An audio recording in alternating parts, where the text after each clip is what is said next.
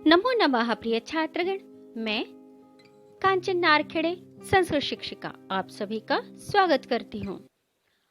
प्रिय छात्रगण, आज हम सीखेंगे अव्यय क्या होते हैं और कौन कौन से अव्यय हैं जो वाक्यों में प्रयोग किए जाते हैं। तो सबसे पहले जानेंगे अव्यय की परिभाषा।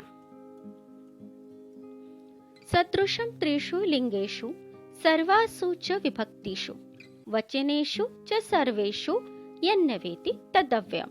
पुनः एक बार देखते। सदृशम त्रिषु लिंगेषु सर्वासु च विभक्तिषु वचनेषु च सर्वेषु यन्नवेति तदव्ययम्। अर्थात जो तीनों लिंगों, सभी विभक्तियों और वचनों में समान रहता है, परिवर्तित नहीं होता, उन पदों को अव्यय कहा जाता है। कैसे होते हैं अव्यय? तो वो समान रहते हैं और ना ही उसमें कोई बदलाव होता है। अर्थात आसान भाषा में कहे कि ऐसे शब्द जिनका कभी कोई रूप नहीं होता, उनका जो अर्थ है वो वैसे ही प्रयोग में लाया जाता है। अब हम जानेंगे जो अव्यय ज्यादातर उपयोग में लाए जाते हैं वाक्य में या फिर रिक्त स्थान पूर्ण कीजिए में, अर्थात सेंटेंसेस में या फिलअप्स में, वो कौन कौन से अव्यय हैं। तो देखिए, हमने यहाँ कुछ ऐसे ही अव्यय लिए हैं जो ज्यादातर उपयोग में लाए जाते हैं।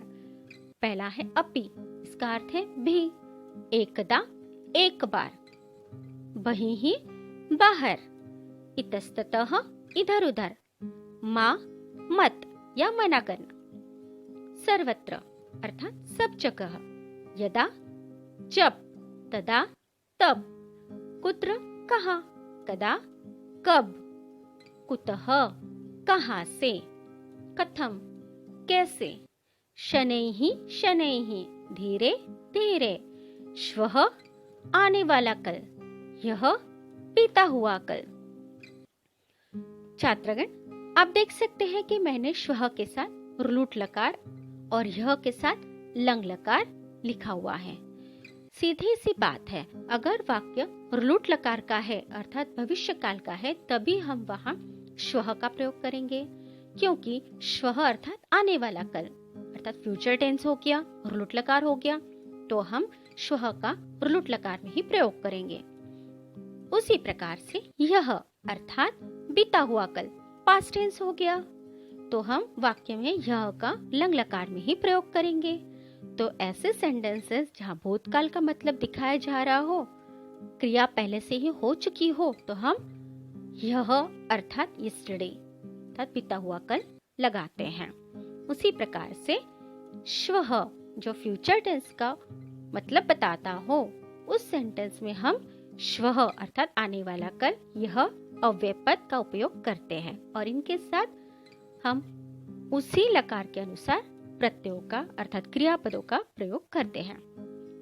अब इनमें कुछ महत्वपूर्ण बातें हैं जो मैं आपको बताने जा रही हूँ। सबसे पहले एकदा अर्थात एक बार। देखिए 2 नंबर पे यहाँ एकदा यह अव्यय पद है, उसका अर्थ है एक बार।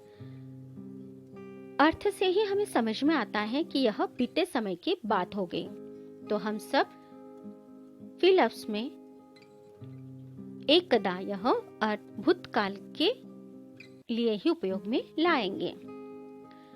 हमें ध्यान रखना है कि वो सेंटेंस भूतकाल का ही होना चाहिए। जैसे एक बार दशरथ नाम का राजा था, एक बार अर्थात एकदा, तो ये भूतकाल का ही वाक्य हुआ, इसलिए हमने एकदा यहाँ उपयोग में लाया है। आप देखेंगे उस वाक्य में लंग लकार का प्रयोग किया गया होगा।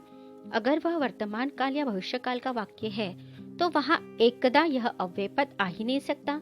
ठीक उसी प्रकार तीसरा शब्द है बहिः अर्थात बाहर। अगर आप इस अव्यय को सेंटेंस में फील कर रहे हैं, अगर यह साधारण वाक्य है जैसे बालकाः बहिः खेलन्ति अर्थात बच्चे बाहर खेलते हैं, परंतु कुछ वाक्य ऐसे होते हैं जिसमें दिया जाता है कि बच्चे घर के बाहर खेल रहे हैं, क्योंकि बहिः यह अव्यय होने के साथ साथ एक उपपद भी है जो कि पंचमी विभक्ति का होता है। तो आप ध्यान रखेंगे कि जब आप फिलअप्स करते हैं तो बहिः ही आ रहा है, तो साधारण वाक्य है तो कोई बात नहीं, लेकिन अगर बही पद भरना है तो वहां पंचमी विभक्ति जरूर लगी होगी। ध्यान में आया बच्चों कि अगर यहाँ पर दिया गया है कि बच्चे घर से बाहर खेल रहे हैं तो आपको वहां गृहम यह पद पंचमी विभक्ति में ही उपयोग में लाना पड़ेगा, क्योंकि वहां बही शब्द आया हुआ है। यहाँ पर ये उपपद विभक्ति हो गई। तो मैं आगे और भी वाक्य बताऊंगी कि कैसे इसका उपयोग करना है। इसके बाद आप देख रहे हैं कुत्र, कदा, कुतः, कथम। ये चारों शब्द ऐसे हैं जो उन वाक्यों में आएंगे जो प्रश्नवाचक हो, क्योंकि इन सब की एंडिंग प्रश्नवाचक ही होंगी। जैसे तुम कहाँ जा रहे हो, क्वेश्चन मार्क आया। तुम कब जाओगे, पुनः क्वेश्चन मार्क आया। तुम कहाँ से आ रहे हो, पुनः क्वेश्चन मार्क आया। तो आप आसानी से पहचान सकते हो इस वाक्य में क्वेश्चन मार्क है तो यहाँ कोई प्रश्नवाचक पद ही आएगा। अब देखिए यदा और तदा, ये दोनों पद जोड़ियों में ही चलेंगे। जैसे जब बारिश होनी है तब मोर नाचता है ना। जब भी बारिश होती है तब मोर नाचता है। तो देखिए यहाँ जब या और तब अर्थात यदा तदा ये जोड़ी में ही आए हैं, ऐसे ही इनका प्रयोग होता है। अब और कुछ वाक्य उदाहरण के तौर पर देखते हैं। देखिए कुछ उदाहरण यहाँ पे मैंने आपके सामने रखे हैं। अहम अपि पाठम पठामि। प्रिय छात्रों, यहाँ पर जो मैंने नीले अक्षरों में पद लिखे हैं ये सारे पद अव्यय के हैं। तो इसका मतलब क्या हुआ, मैं भी पाठ पढ़ रहा हूँ। एकदा अहम आगरा नगरम अगच्छम।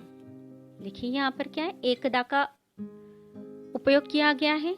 अगच्छम ये लंग लकार है अर्थात भूतकाल है, क्रिया पहले ही हो चुकी है, इसलिए एकदा यह अव्यय पद का उपयोग किया गया। बालकः गृहात् बहिः खेलति। बालक घर से बाहर खेलते हैं। मैंने इसके पूर्व भी आपको बताया कि अगर यहाँ घर से बाहर या किसी भी चीज से बाहर आपको लिखना हो और वही पद आता हो तो वो वहां पर उपपद विभक्ति होता है। तो आपको वहां उपपद के नियमों के अनुसार वहां पंचम विभक्ति ही लगानी है। वही के साथ आने वाला जो कर्म है वहां आपको पंचम विभक्ति लगानी होगी, घर से बाहर। देखिए आगे का वाक्य है श्यामः बहि खेलति। देखिए ये साधारण वाक्य है, श्याम बाहर खेल रहा है। ऐसे नहीं बताया गया कि वो घर से बाहर खेल रहा है या स्कूल से बाहर खेल रहा है या कहीं और से बाहर खेल रहा है, इसलिए ये साधारण वाक्य है और यहाँ बहि अकेला पद है। ये फर्क है गृहात् बहि और बहि वाक्य का। वानरः इतस्ततः कुर्दति। वानर इधर उधर कूद रहे हैं। कोलाहलम मा करू। मा यह नकारार्थी अर्थात नहीं, मत, ऐसे अर्थ में लाया जाता है। तो इसका अर्थ हुआ कोलाहल मत कीजिए, शोर मत मचाइए। आगे के कुछ उदाहरण देखते हैं। वायुः सर्वत्र बहति। वायु सर्वत्र बहता है। यदा वर्षा भवति तदा मयूरः नृत्यति। अब देख सकते हैं यहाँ पर यदा और तदा दोनों शब्द का उपयोग है। आपको फिलप्स में अगर यदा या तदा का उपयोग करना है तो आपको सबसे पहले देखना होगा कि वाक्य में तदा दिया है क्या, तो आपको यदा लिखना होगा, और यदा दिया है तो तदा लिखना होगा। ये दोनों अव्यय पद जोड़ियों में भी आते हैं। इसका उपयोग इस प्रकार से आपको करना है। त्वं कुत्र वससि। तुम कहाँ रहते हो। देखिए ये प्रश्नार्थक पद है, इसलिए यहाँ आपको आसान जाएगा कि कौन सा अव्यय पद लिखना है। योयम दिल्ली नगरात कदा आगच्छत। देखिए यहाँ पे कदा यह भी प्रश्नवाचक अव्यय है, आपको समझ में आ जाएगा क्योंकि यहाँ प्रश्नार्थक चिन्ह लगा हुआ है।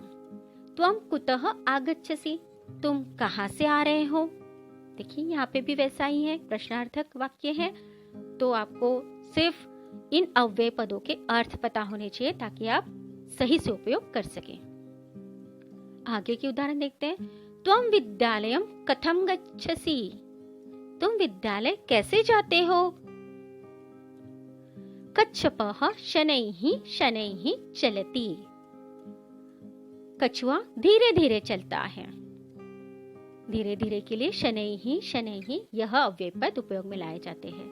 विद्यालये श्वः परीक्षा भविष्यति। विद्यालय में कल परीक्षा होगी। देखिए यहाँ पे भविष्यति यह भूतकालवाचक क्रियापद का उपयोग किया गया है और यह क्रिया आने वाले कल की है, इसलिए यहाँ श्वः यह अव्यय पद उपयोग में लाया गया।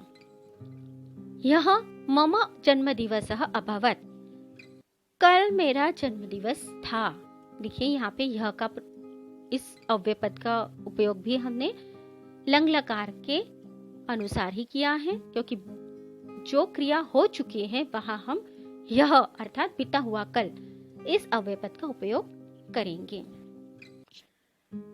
तो प्रिय छात्रगण, आज हमने अव्यय के प्रकरण को जाना।